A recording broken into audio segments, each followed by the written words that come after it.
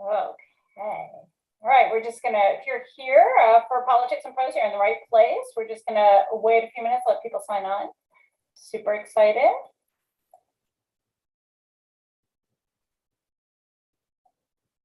Okay. Here they come.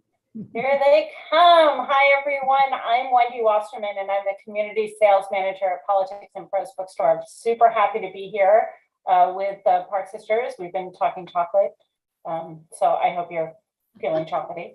And I just wanted to thank you for joining us, and thank you for supporting us, for Francis, for supporting Ginger and authors everywhere by logging into this evening for what's going to be a great conversation. These ladies are hilarious. It's going to be fabulous. So do yourself and us a huge favor by buying That Lonely Spell, which I have here. Francis was nice enough to get them signed, so we have some signed copies at the store. And we have the 100 Choices Department Store, which is the other book they're going to be talking about tonight. It will be published on Friday. And so we have them at the store for you to pre-order. We'll be putting links in the chat for you to be able to order both of those. And we have really good news for those PMP veterans. You know that we used to do, way back when, we used to do live events in the store. We're starting to do them again at our Union Market location. We'll be back at Connecticut Avenue live and in person starting next month. So that's super exciting. And you can keep track of all the events that we're doing by getting on our website. And looking at our events calendar. And while you're there, you'll probably find out some information about some other programs we offer, like a book a month club where we can curate books for you.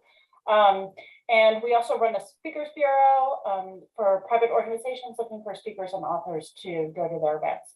So lots of stuff that we have to offer. So tonight, we are still online, so we still have some online etiquette things to do. We haven't enabled the closed caption function, which is at the bottom. You can turn that on if you need that. And we ask that Francis and Ginger will be answering questions at the end of their presentation, end of their talk, and we ask that you put those questions in the Q&A box, not in the chat, but please put them in the Q&A box. And if you're having trouble with the sound, you might want to turn on the mic on your side. We're sounding pretty good over here. So it's not too often that we get events that stay in family. So we're delighted that these sisters are here with us. I am part of a posse of sisters, so I know how sisterly things can go. So Ginger Park, raise your hand, Ginger, is the award-winning co-author of 5 children's books, including My Freedom Trip, A Child's Escape from North Korea, and Goodbye 382 Shindandong.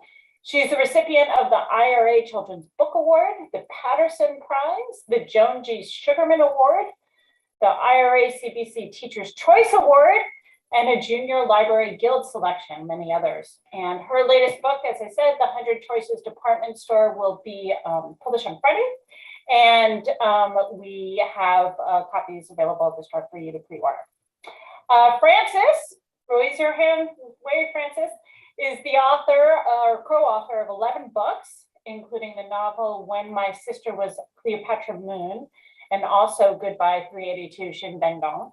Her shorter works have appeared in many dozens of publications, such as the Oprah magazine, Spirituality and Health, and the Columbia Journal, and Arts and Letters, and a bunch of others. So when both of them are not writing and deep in their writing world, you can find them at their chocolate shop called Chocolate Chocolate. They say it twice because chocolate is a food group. It's here in DC, Farragut North. Ladies?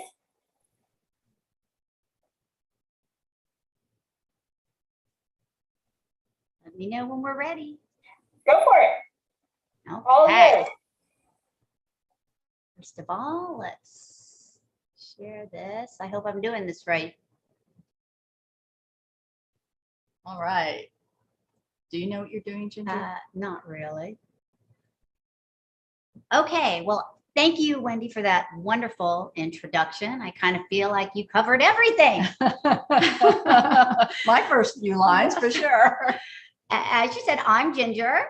I'm Francis. And we are the Park Sisters.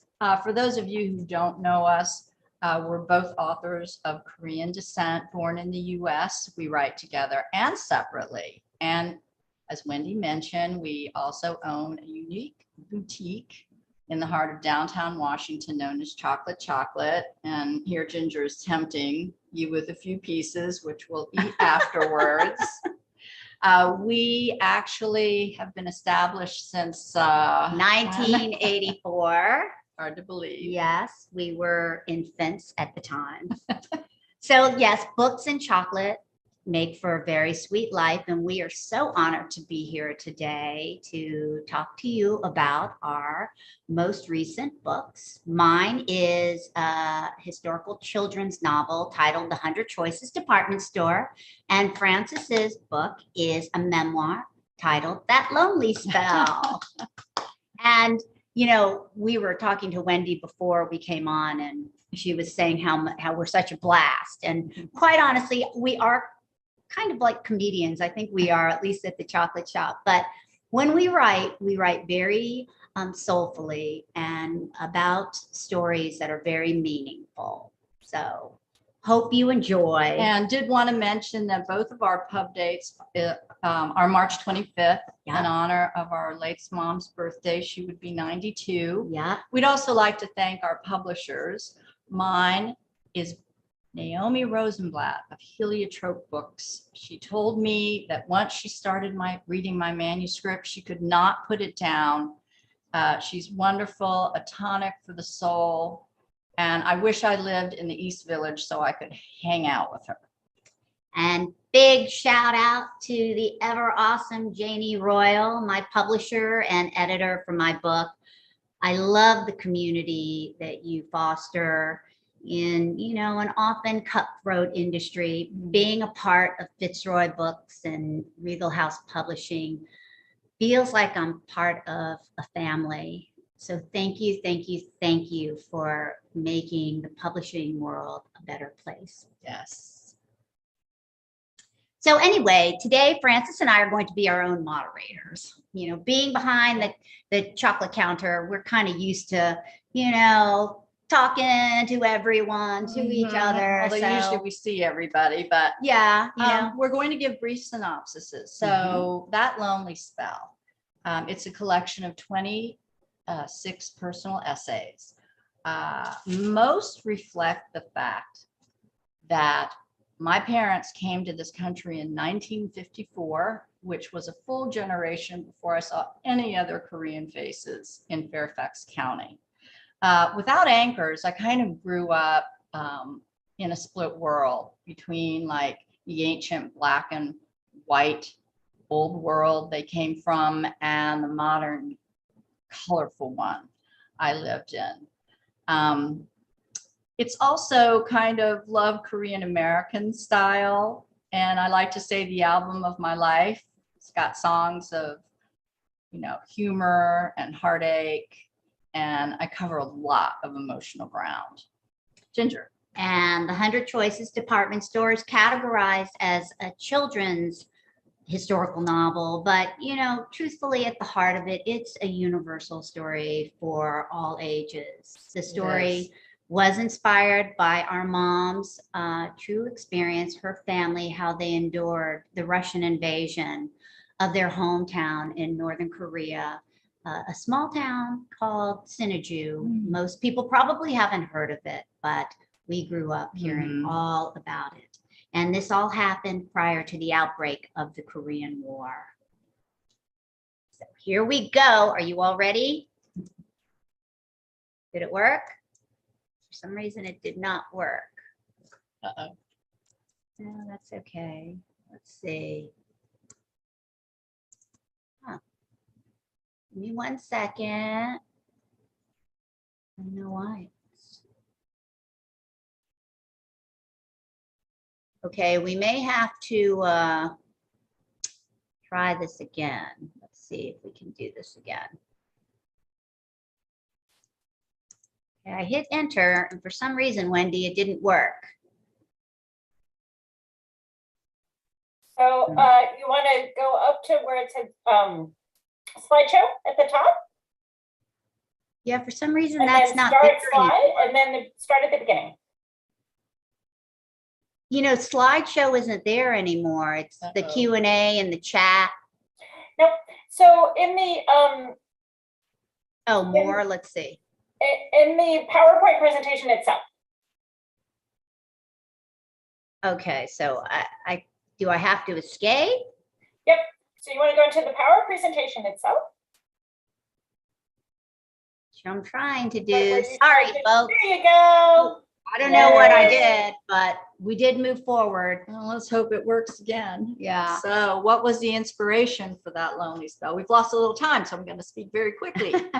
My original thought was to dedicate stories almost like love letters to my dad, who died unexpectedly at age 56 and whose death I'll apparently never get over. And that's baby Francie. But I haven't changed at all. But of course, I couldn't write about my dad without my mom coming into the picture. And so she eventually became the focus of several essays. And then friends and boyfriends and even Ginger's dog came into the picture. But the essence of that lonely spell always returns to family. Okay. So the inspiration for the 100 Choices department store, this black and white photo was the inspiration for the book. It was a picture of my mom's family that sat on our mom's dresser in her bedroom for decades, almost 70 years. And, you know, as a child, I walked by that photo thousands of times, never stopping to think, who are these people? How did they live? How did they die? You know, they were strangers in my bloodlines, but they weren't in my heart. And so when I looked at that picture, I just saw ghost images looking back at me. It was only when my mom told me that this family owned a department store during the Japanese occupation of their country of Korea, and that the department store actually catered to the wealthy Japanese. You were so taken with that, I remember. I was so intrigued that I had to know everything about them. And an illustrious story unfolded. My mom told me everything about them. It was as if this black and white photo became this rich, colorful oil painting. And I learned about their lives, their dreams, their losses, and all of that. You know, it really is the essence of who I am today, because without their experiences, I wouldn't be here. Here we go. Okay, so my writing process. For most of my career, I've written novels and short stories, fiction. And fiction is, it's a very careful art. It requires a lot of revisions, a lot of editing, a lot of paper for me, because I like to print things off. And I can remember having stacks of paper in my office that were as tall as me. And, you know, one day it was like, I just don't want to do that anymore. Or I don't want to do it right now. I wanted, you know, the freedom to write whatever I wanted to write and not edit anything. Your experiences. Yeah. And so I knew it was experimental. If it worked, it worked. If it didn't, well, you know, as a writer, you evolve, you try different things. I was intimidated at first because when I started writing, it was like, wow, this is really personal. And I hadn't written personal stuff since, you know, the poetry you write in high school. It's all full of angst. But once I started doing it, I just felt really liberated. And that was the start of a 7-year journey. As far as challenges go, it really depends on the breadth of the piece. There was one I wrote called Serving God, Meat, and Intercourse. Serving God, Meat, and Intercourse in an Amish diner. A great title, by the way. Too bad I can't say it. But it took place in a diner in Lancaster County, Pennsylvania, with my mom. We're having a late lunch, and I look out the window, and there are these 3 giant billboards there that speak to me. And my mind went all over the place. It went down alleys, through spider webs, through my whole life, through her whole life, through other people's whole lives. Mhm. And that took a long time. It was very complex. But then I wrote one about a 13-year-old girl I knew when I was 13, and she got, she got into a lot of trouble. And it was so easy to go from point A to B to C that it just took me a weekend. So I would say those are the challenges. Okay, so why was I compelled to become a writer in the first place? Unlike Francie, who was writing, mysteries when she was 10 years old, I really didn't think about being a writer when I was a child. It was, more of an organic process while grieving the untimely death of my father. When I was a teenager, his death put panic in my heart. And I found myself clinging to my mom, just like you see in this picture. Had I owned a crystal ball, I would also know that Mom and I would spend 40 glorious years together. But I didn't have that crystal ball. And, I clung to her because I felt like our time together was on a fast ticking clock. So in those dark days, when I was a teenager, we would just sit down late at night, TV on, but we weren't really watching. And my mom, while she wasn't a linear storyteller, she was a luminous storyteller. And I could see every scene from her memories coming alive in my head like a collage. And that collage would sit in my mind for years. Here I was documenting these stories. Some of them I would write down. What I didn't realize is that I was crafting my art, but I was also healing my heart. So I think, her stories were so mesmerizing, but the one that was most heartbreaking for me, that made me really become a writer, was hearing about our dad, who, he was a Harvard man. And when you saw him, he was only 5'5", but my friends would tell me he was the tallest man that they had ever seen because he just stood tall. And, but he grew up an impoverished boy on the outskirts of South Korea, or in Seoul. And he went to bed every night to the sound of his own growling tummy. And he woke up at 4 a.m. to go work on a goat farm before school.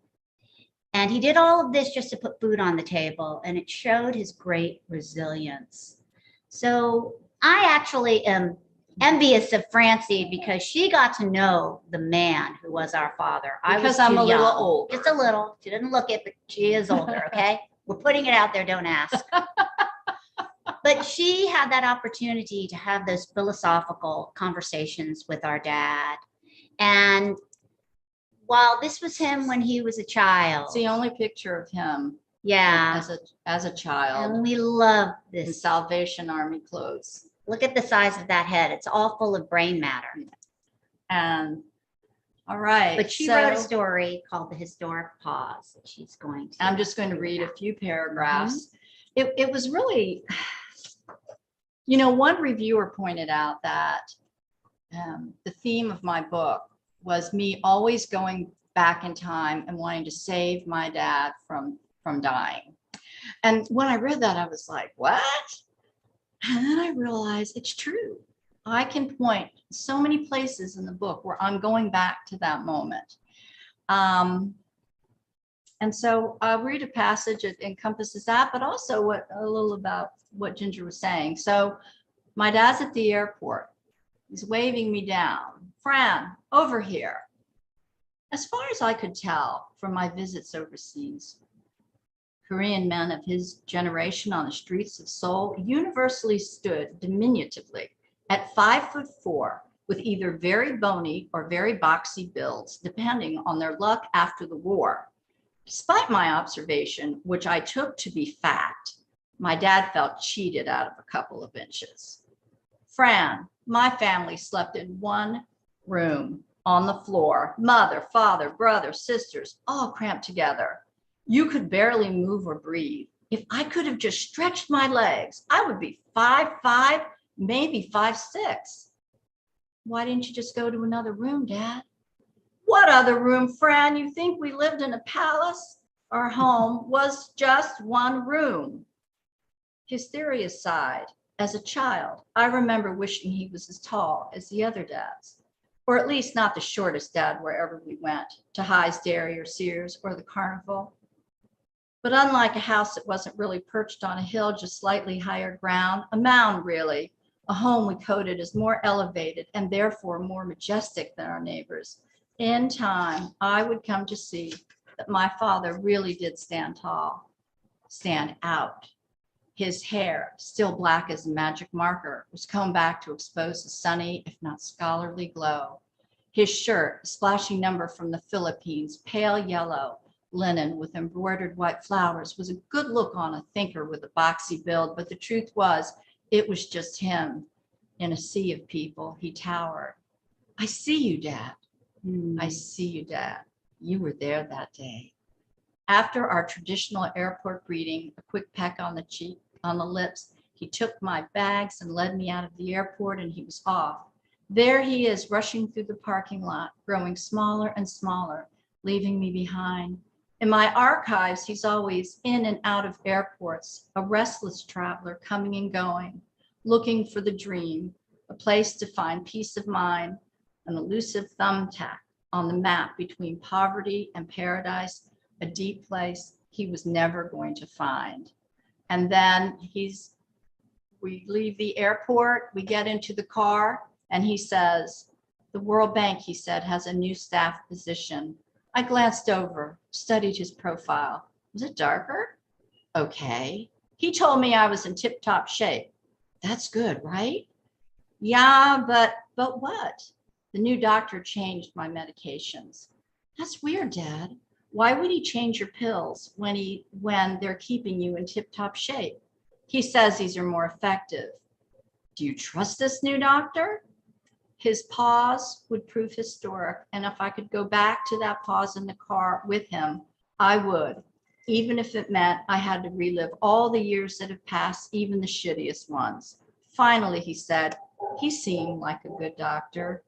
A week later in the mail, I received a letter from him penned on Hyatt Regency Waikiki stationery. In it, he said he would write again from Seoul. That very day, while it rained in a Virginia cemetery, we buried him. Beautiful. So, in contrast to our father, our mom lived a pretty idyllic life under Japanese rule.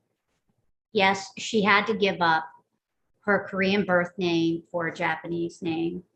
Yes, she had to go to Japanese school and speak Japanese language and study Japanese history. Yes, she had to give up her Christian values and bow to large portraits of Emperor Hirohito. And at every Shinto shrine, she had to kneel, and they dotted the landscape.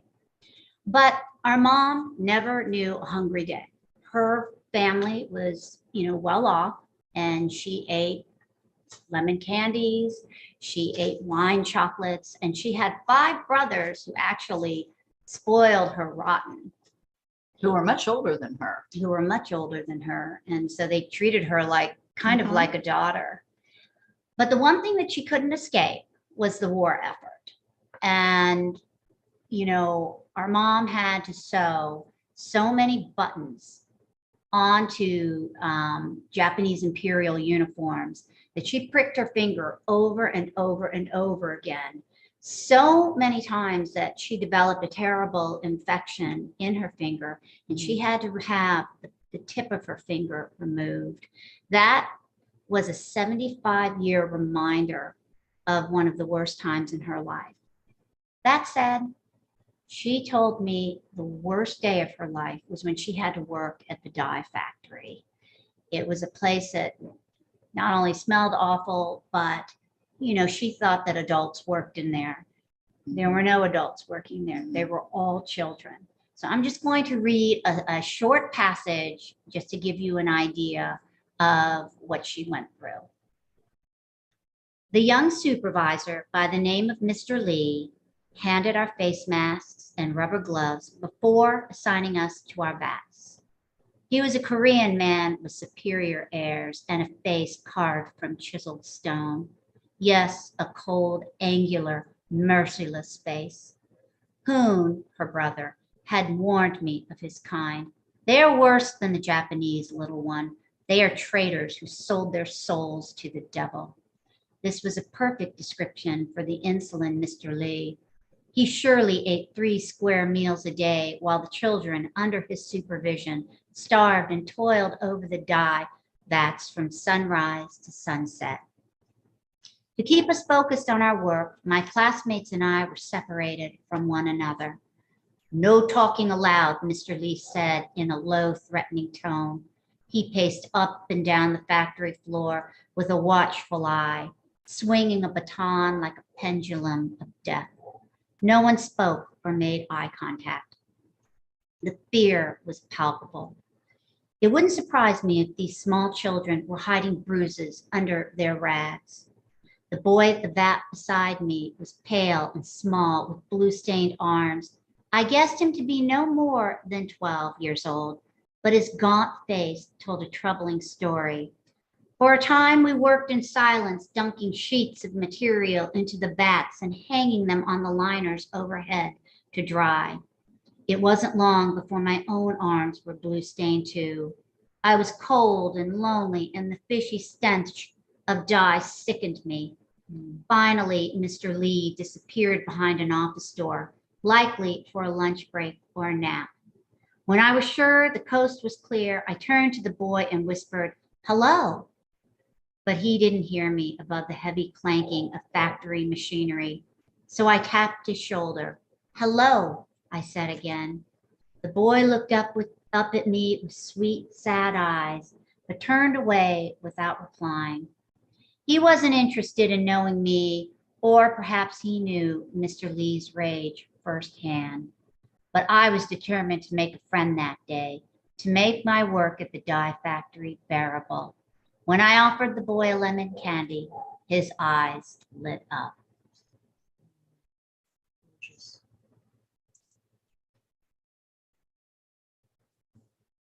So Ginger's novel focuses on a character much like our mom.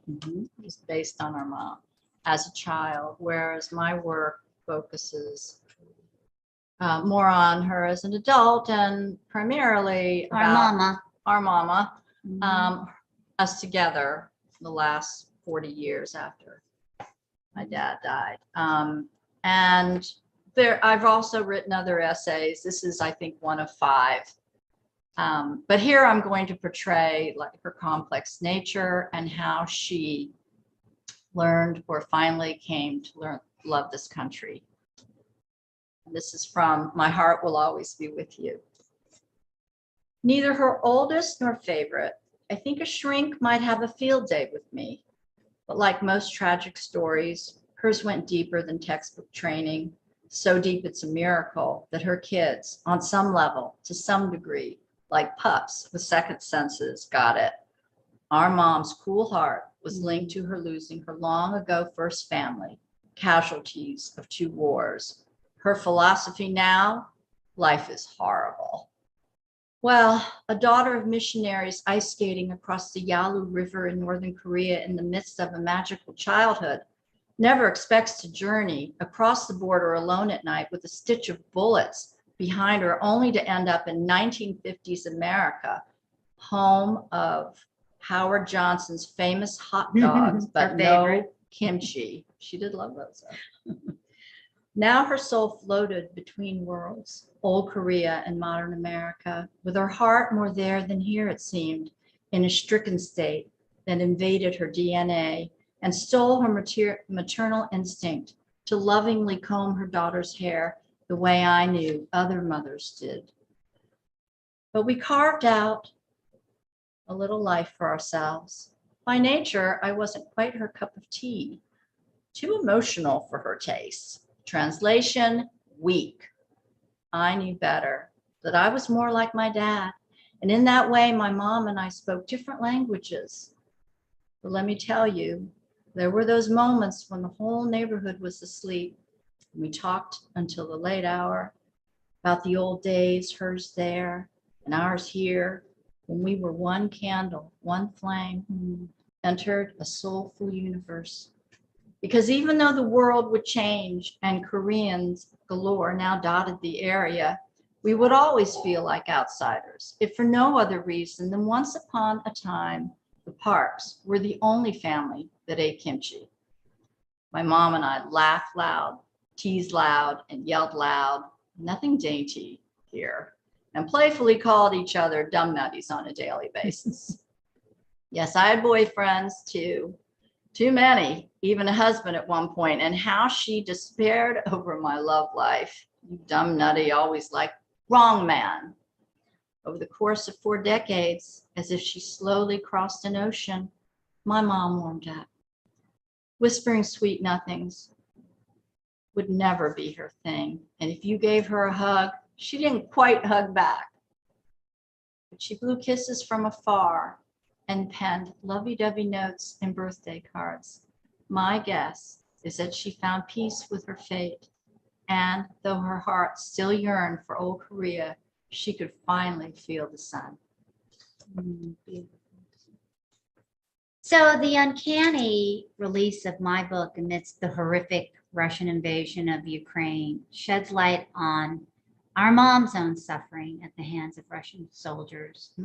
The invasion of our mom's hometown marked the beginning of the end of her family and the destruction of their department store, which was kind of like symbolic of that end. And, you know, it's funny, like the Japanese, when she talked about the Russian soldiers, she really never had anything bad to say. She always told us they were just poor, you know, civilians that were supposed to, you know, be shooting people down and taking over cities. And it actually sounds like that's what's happening in Ukraine today. So I'm just going to read just a short, you know, little page here, what it was like when our mom arrived back in Sinuiju. She had been hiding out in the countryside with the housekeeper of the family. When we arrived in Sinuiju, I stepped off the train to a heartbreaking sight. Rows of looted shops closed for business. Most, as Oma said, had been burned to the ground. Yes, the Dokchip and the Udon house, and most tragically, the 100 Choices department store. Oma tried to warn me, but nothing could have prepared me for the wreckage before my eyes. I gasped. The once beautiful shop was swept of life.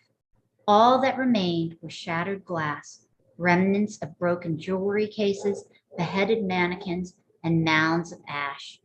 I tried not to make eye contact with the bedraggled white men and women who paced back and forth on street corners, holding brown loaves of bread under their arms and giant machine guns over their shoulders.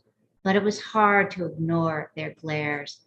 I presumed they were the Russian soldiers, but they didn't look like any soldiers I had ever seen before.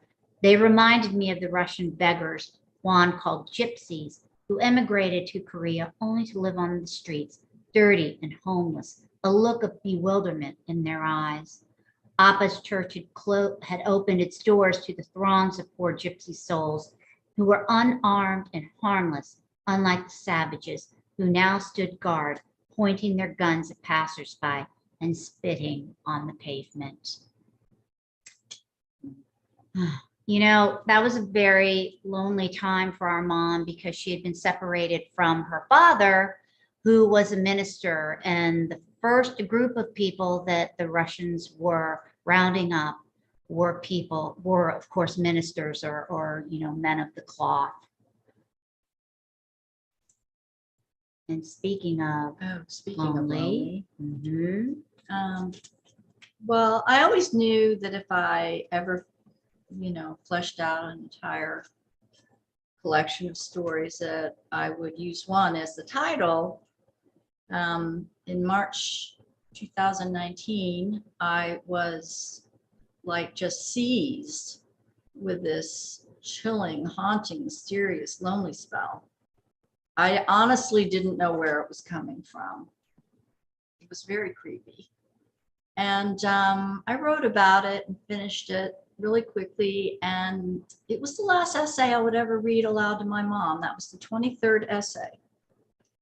And the next month she fell ill, and she would pass away 3 months after that.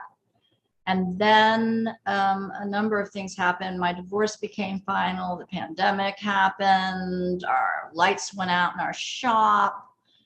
And then I lost a confidant of mine, Estelle, and To COVID. to COVID, yeah. And it seemed like the perfect title. I really felt that it was premonitory, to tell you the truth. And if we could just stop for 1 second to say happy birthday to another beloved friend that we lost. He was our shop manager, Kumo. I know a lot of you out there knew him well. Today would have been his 54th birthday. He died in September of 2018. So, you know, even though our mom lived to be 89 and a half years old, she's kind of like me in that there's a part of her that will always be that young teenager who had to leave her mom behind. And I'll always kind of be that 16-year-old girl who lost her father. And, you know, as tragic as both of those things are, I think it has kept us young at heart. But there is that part of our mom who never left that spot when she had to say goodbye to her mom. And I'm just going to quickly read just a small portion of this chapter, just a real short part of it, just to give you an idea. The evening air was chilly, but fragrant with lilacs, lilies, and sweet honeysuckle. Memories of better times came rushing back to me with the emotional force of monsoon-swollen river waters. Spring days before World War II changed everything, when I was too young and naive to know that nothing was as it seemed. Afternoons in the shopping district, enjoying plum tea and rice cakes with whom. I closed my eyes, not wanting this moment to pass, not wanting to say goodbye. But when we were at the gate, ready to depart, I looked back at the house, barely visible in the blue dusk, striving to memorize every inch of stone, wood, and tile, wondering how long I would be away from my beloved home. I turned to Ajima, our housekeeper, first. Goodbye, dear friend, I said. She hugged me hard. I will write you letters. I didn't want to let her go. But alas, when it was Onma's turn, she held me close. Who are you visiting in Pyongyang? She quizzed me.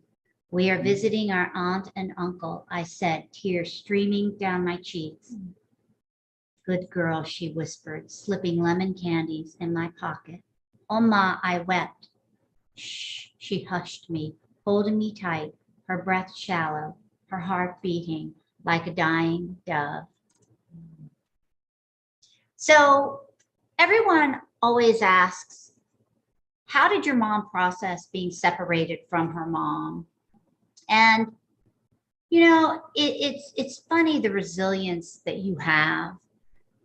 I'm sure I speak for a lot of Korean people of that era when I say that, you know, our mom truly believed she was going to be reunited with her mom, and that's what kept her going.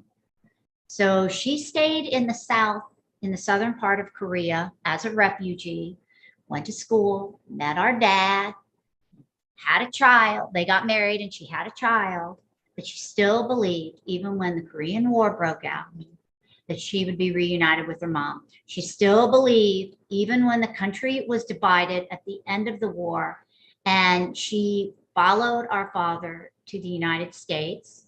Still believing they would go back. Still believing they would return to the country and she would be reunited with her mom.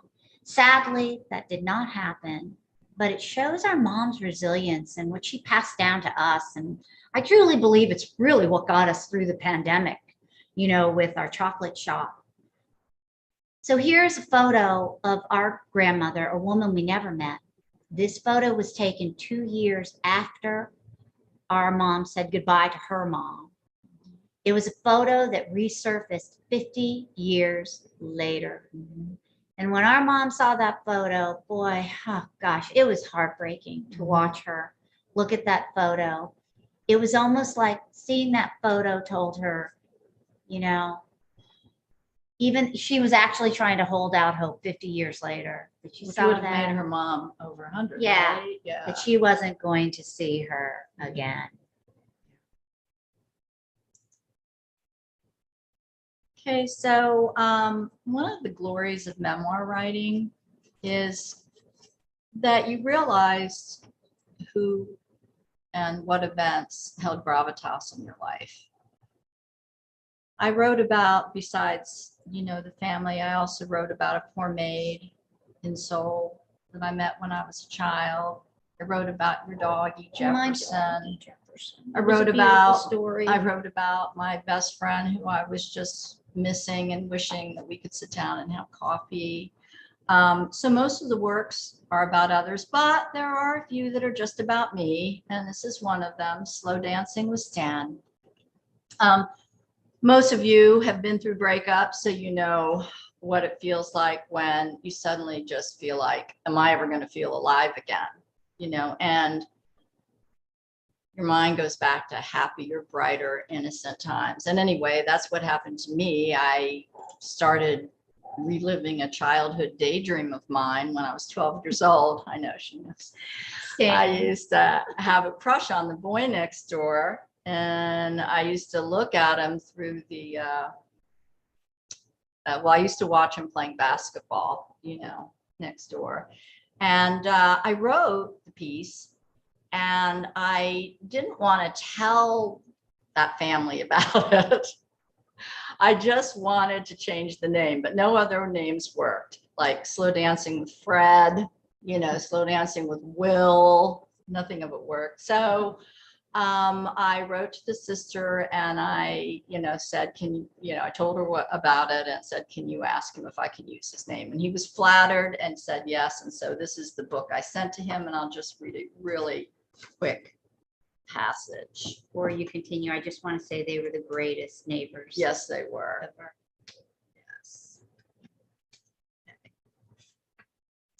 Once my husband and I decided to divorce, I began slow dancing with Stan. Not with Stan the man, whoever he is today, but the golden boy next door. When my 12-year-old heart was spinning like a top. Slow down, slow down. Slow down, girl, just dance. The end of my marriage was anticlimactic, less traumatic than breaking a crown. That's what happens when love waters down to a weak tea. You end up with a non-love story and maybe a few cryptic notes. The good news, no heartbreak. The bad news, no heart to break. I'm not saying I'm fine. Got a different kind of heart failure.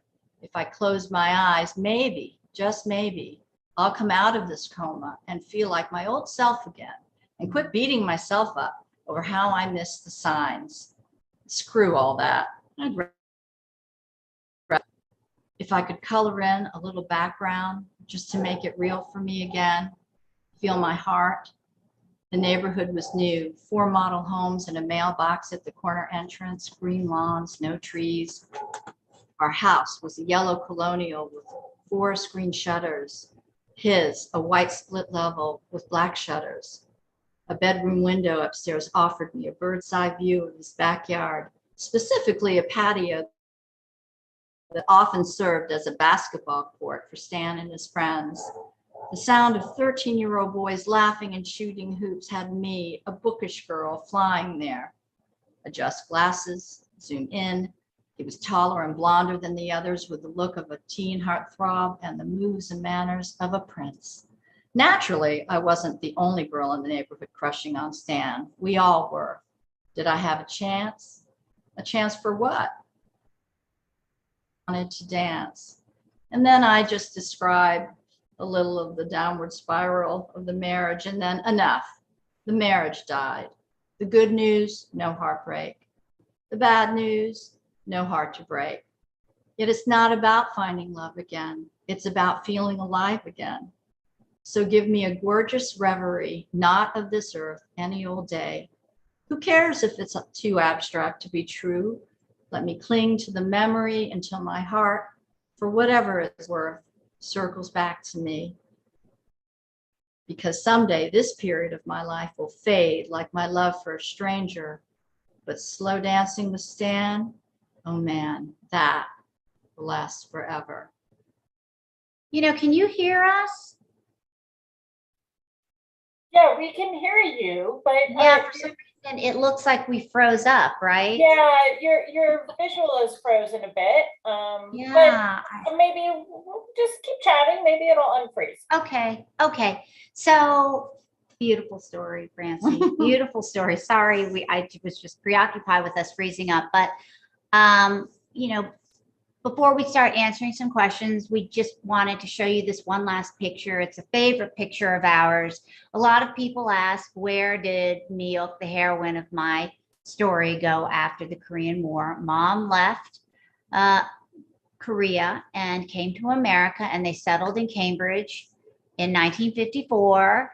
And this is a picture of our parents. They were so happy. They're sitting there with their best friends, Ada and Phil Nogi.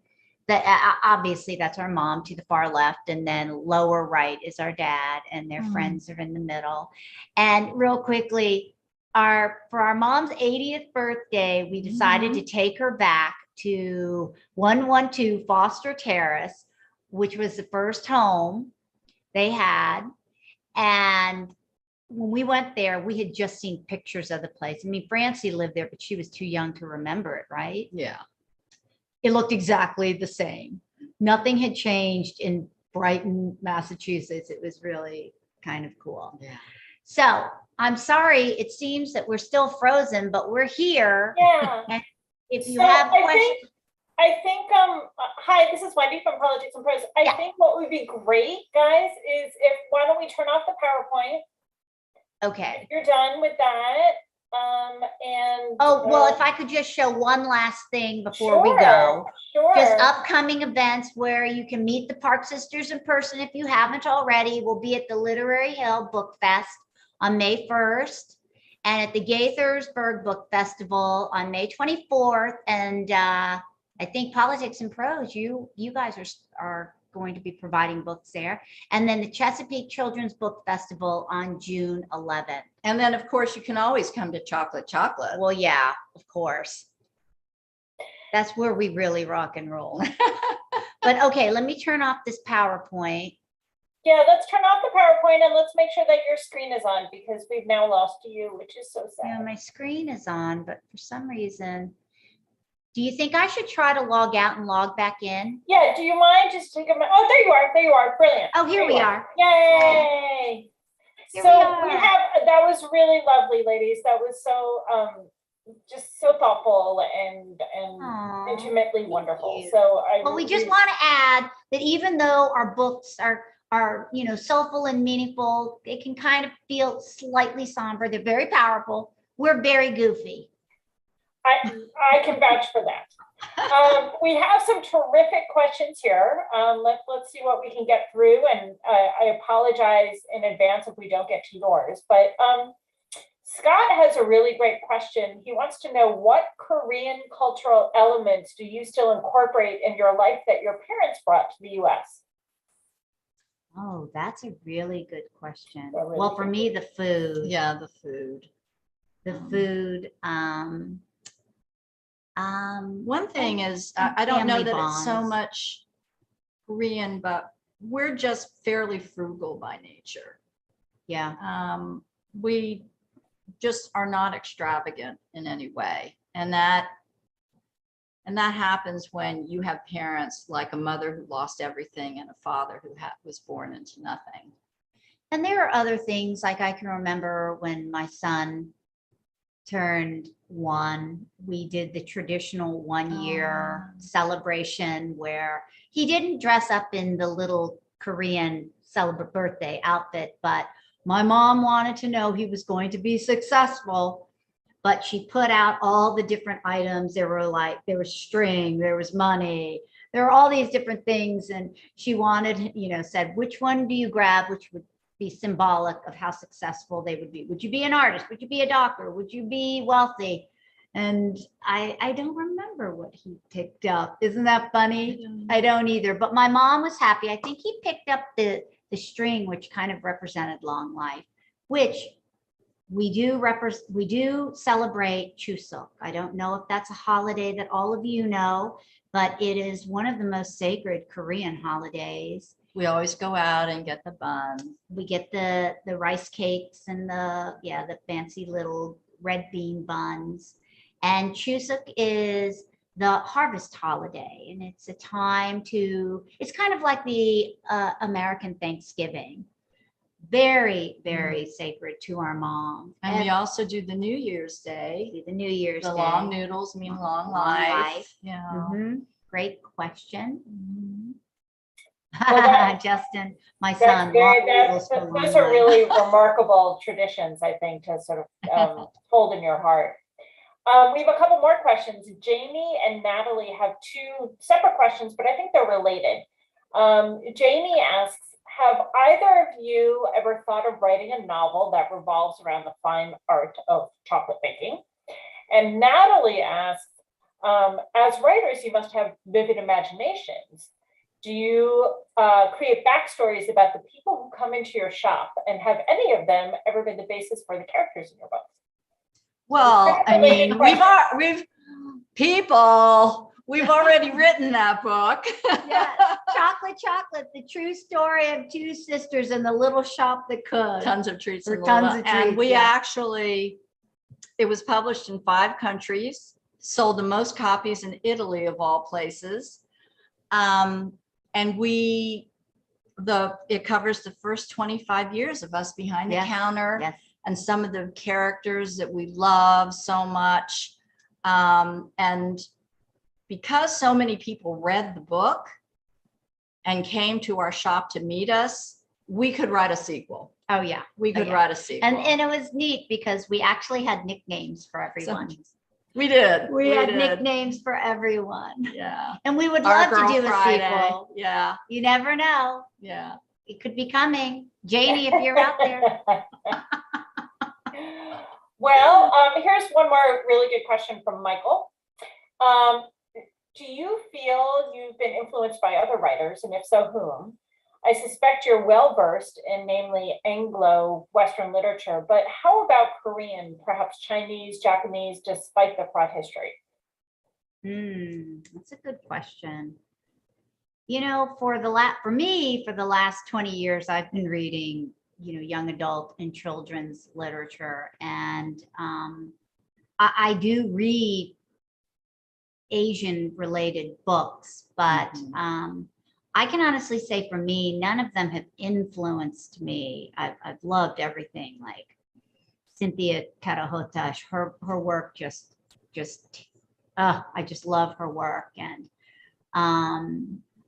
but I think we're kind of unique in that way, because for me anyway, I speak for myself and Francie can speak for herself. I draw inspiration from my roots. I am a fiction writer because I absolutely love, using my imagination, taking a story to another level. My mom always used to complain whenever I digressed from her story. She would be like, that's not exactly, I had 5 brothers, not 2. Yeah, she didn't understand the difference between fiction and inspired. Yeah, she goes, why aren't you talking about my other 3? And I said, because this is inspired fiction. Francie, you want to? No? I would say very similar answer. And also, while I certainly have loved other writers, I like to think I'm not really that influenced.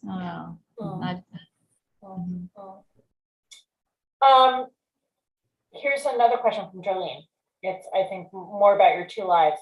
You've balanced running a very successful chocolate business and writing amazing books. How do you find the time to do everything? And what does your writing schedule look like? Oh boy. for me, it's like I just can't relax, and that's probably a good thing. When I relax, I just kind of go crazy. And I think I probably speak for Francie when I say that, writing can be a very lonely experience, but you need that time. Yeah. Otherwise, you're never going to put anything out.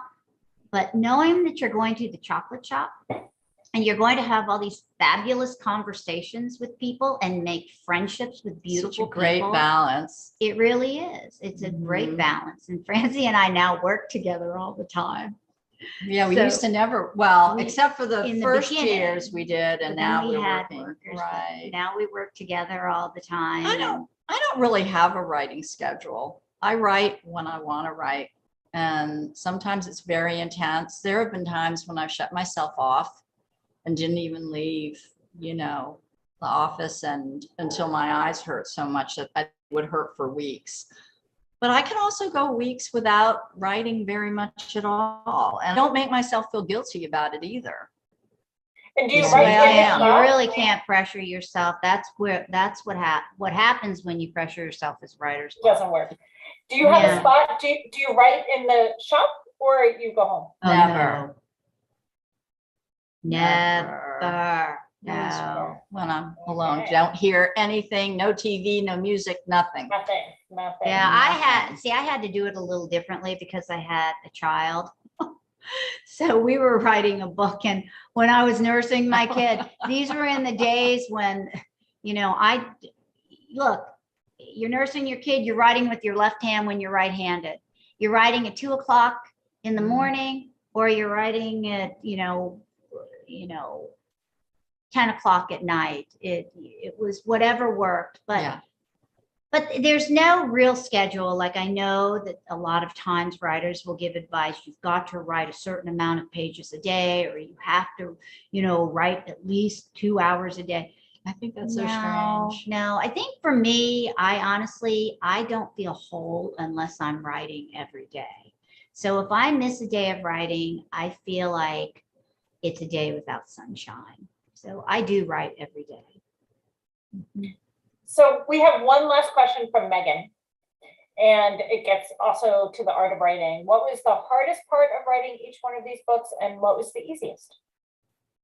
And what was the what? Easiest. I'll let you speak first. The hardest part for me was writing the last 3 essays, because I thought my collection was done with my 23rd essay, That Lonely Spell. And then my mom fell ill, and I wrote 3 more about her. And one of them in particular, the one I read the excerpt from, was very, very difficult. I was trying to explain something metaphysical. And I would say that was tough. That was tough. But it's also the one I'm probably happiest with. For me, I can honestly say, and this might sound strange, it was such an honor and such a joy to write this book. I don't remember a hard time. All I remember are the joyful times. I think the hardest part of this whole process was actually letting it go and sending it out and feeling like it wasn't my baby anymore. That's But always hard. I loved every moment of it. Well, on that, ladies, thank you so much for spending the past hour with us. And thank you to the 50 other people who joined us as well. The lovely Park sisters, Ginger and Francie, have been talking about that lonely spell from Frances. Wait, Frances. You can get that at Politics and Prose. We've put the link in the chat. And there is the 100 Choices department store. We put that on Friday. Sorry, you don't have your copy. It's okay. It's okay. We have copies at the store waiting for people to order. We can send them to you, or you can pick them up in the shop. And again, this has been an hour with Frances and Ginger Park. And thanks to Politics and Prose, we're happy to be here and happy to host you. And we'll see you in the store soon. Take care. Thank y'all. you so much for having us. You It's were been great. Thank you. Absolutely.